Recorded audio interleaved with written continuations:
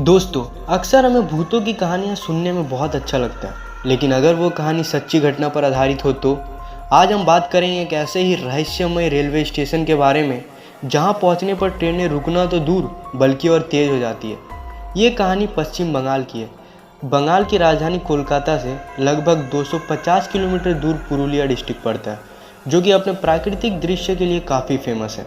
मगर आज हम बात करने वाले हैं उसी पुरुलिया ज़िले के एक छोटे से गांव बेगुन कोडार के बारे में, जो कि पुरुलिया मेन सिटी से लगभग 25 किलोमीटर दूर है। ये बात सन 1960 की है। उस दौरान बेगुन कोडार में कोई रेलवे स्टेशन नहीं था और वहाँ के लोगों को ट्रेन पकड़ने के लिए बहुत दूर जाना पड़ता था या फिर पुरुलिया जाना पड़ता था, जिसके कारण बेगुन कोडार व उसके आसपास के लोगों को काफ़ी परेशानी होती थी। तो वो लोग अपने गांव के आसपास एक स्टेशन बनाने की मांग करने लगे। बात धीरे धीरे ऊपर तक पहुंची। फिर ऊपर से ये मंजूरी मिली कि उस गांव में भी एक स्टेशन बनाया जाना चाहिए। उसके बाद काम शुरू होता है और 1962 के शुरुआत में स्टेशन बनकर तैयार हो जाता है। एक छोटा सा ही स्टेशन बनाया गया जहाँ कोई एलिवेटेड प्लेटफॉर्म तो नहीं था, पर उस गांव के हिसाब से ठीक ठाक सा स्टेशन था, जिसमें एक टिकट काउंटर, एक वेटिंग हॉल और एक स्टेशन मास्टर के लिए क्वार्टर बनाया गया। क्योंकि वो एक छोटा सा गांव था, इसलिए वहाँ ज़्यादा बड़े स्टेशन की आवश्यकता भी नहीं थी। इसके बाद सन 1962 में इस स्टेशन को वहाँ के कुछ रेलवे के वरिष्ठ अधिकारियों के कर कमलों से चालू कर दिया गया। अब बेगुन कोडार और उसके आसपास के लोगों की जो समस्या थी वो भी ख़त्म हो गई। अब वहाँ हर स्टेशन की भांति ट्रेनें रुकती, कुछ लोग चढ़ते और कुछ लोग उतरते और सब कुछ वहाँ ठीक ठाक सा चल रहा था। लेकिन बस अगले 5 सालों तक। सन 1966 में मोहन नाम की एक स्टेशन मास्टर की वहाँ पोस्टिंग होती है और वो वही स्टेशन के सामने एक क्वार्टर पर रहा करते थे। अगले दिन जब रात होती है तो उन्होंने देखा कि आउटर पर एक लड़की ट्रेन के साथ दौड़ रही है, तो उन्होंने उसे देखकर नज़रअंदाज कर दिया। उन्हें लगा कि वो लड़की ट्रेन पकड़ने के लिए दौड़ रही होगी शायद। उसके ठीक अगले दिन शाम को वो फिर से वही लड़की को ट्रेन के साथ दौड़ते हुए देखा, पर अब उन्हें थोड़ा ठीक नहीं लगा, क्योंकि उन्होंने देखा कि वो लड़की दौड़ तो रही है पर ट्रेन पर चढ़ नहीं रही है। पर अब फिर से उन्होंने नज़रअंदाज किया। उन्हें लगा कि शायद कोई मस्ती कर रहा होगा। फिर उसके अगली शाम उन्होंने फिर से उस लड़की को दौड़ते हुए देखा, पर इस बार वो चौंक गए, क्योंकि उन्होंने देखा कि वो लड़की इतना तेज़ दौड़ रही है कि ट्रेन से भी आगे निकल गई। उसके बाद अगले दिन उन्होंने ये बात स्टेशन के सभी कर्मचारी से शेयर की, तो उन्होंने कहा कि ये उनका वहम होगा। फिर अगली सुबह वह पूरी दिन उस लड़की को ढूंढते रहे, पर उन्हें ऐसी कोई लड़की दिखाई नहीं दी। पर जैसे ही अंधेरा हुआ और ट्रेन आउटर पर आई तो फिर से उन्हें वो लड़की दिखाई दी, और इस बार भी वो लड़की भागते भागते ट्रेन को भी पीछे छोड़ दिया और पटरी पर दौड़ने लगी। ये देखकर स्टेशन मास्टर मोहन बहुत डर गए और अगले दिन फिर उन्होंने ये बात सबको बताई, मगर लोगों को फिर यकीन नहीं हुआ। फिर वो स्टेशन मास्टर बीमार हो गए और कुछ दिनों के बाद उनकी मृत्यु हो गई।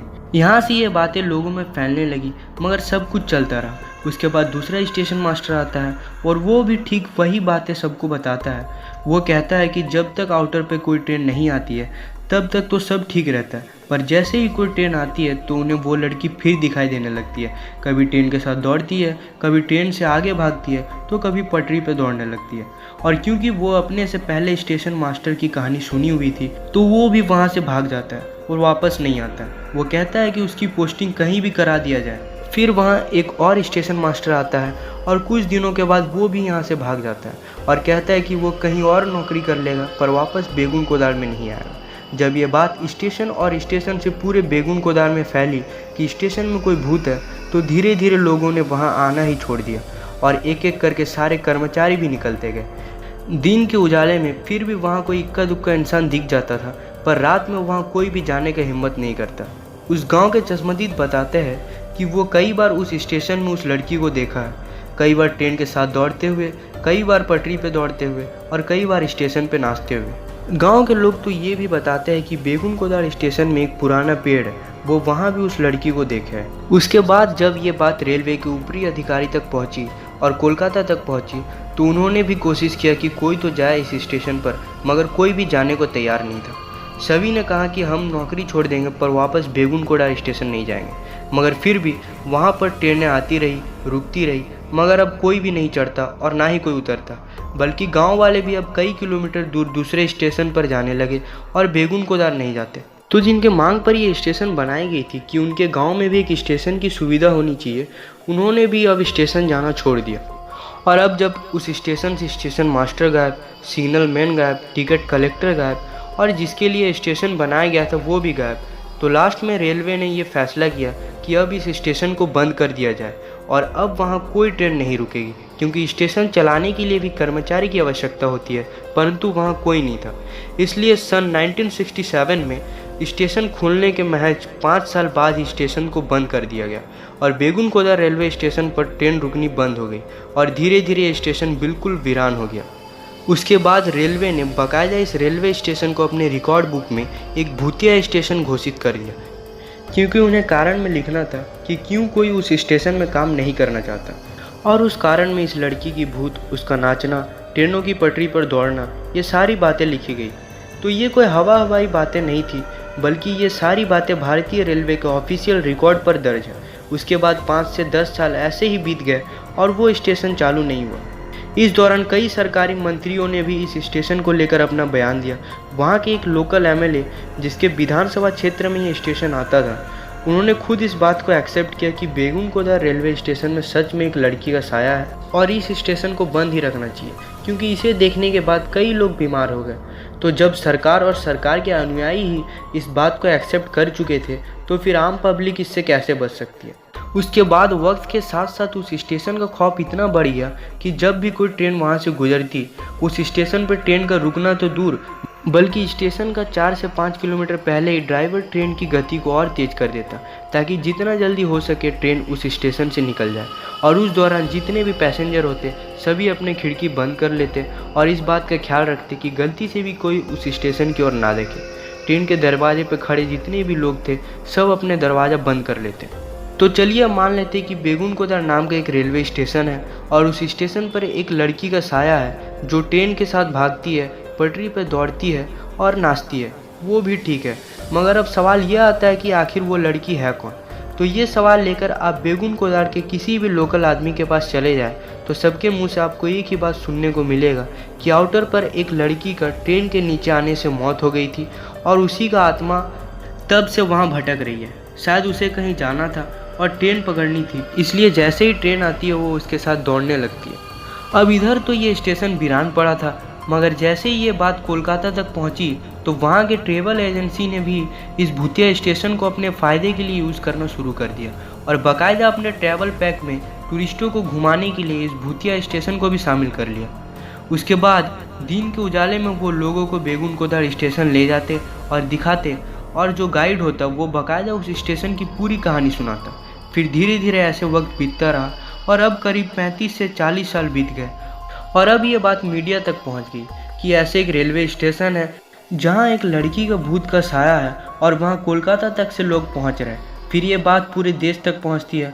उसके बाद कोलकाता में कुछ लोगों की टीम पैरानॉर्मल सोसाइटी के लोगों के साथ, जो कि भूतों और आत्माओं की मौजूदगी की जाँच करते हैं, वो लोग ये डिसाइड करते हैं कि वो लोग बाकायदा बेगुनकोदा रेलवे स्टेशन जाएंगे और वहाँ पूरी रात बिताएंगे। उसके बाद कोलकाता से 11 लोगों की टीम अपने कैमरा, K2 मीटर वगैरह सब लेकर बेगुनकोदा स्टेशन पहुँच जाते हैं। फिर वो दिन में उस गांव के लोगों से बातें करती है, मगर उस गांव में हर कोई उनके फैसले के खिलाफ था। वो जिससे भी बात करते वो सब एक ही बात बोलते कि शाम होने से पहले यहाँ से लौट जाओ और अंधेरा में बिल्कुल भी उस स्टेशन पर मत जाना, वरना मारे जाओगे।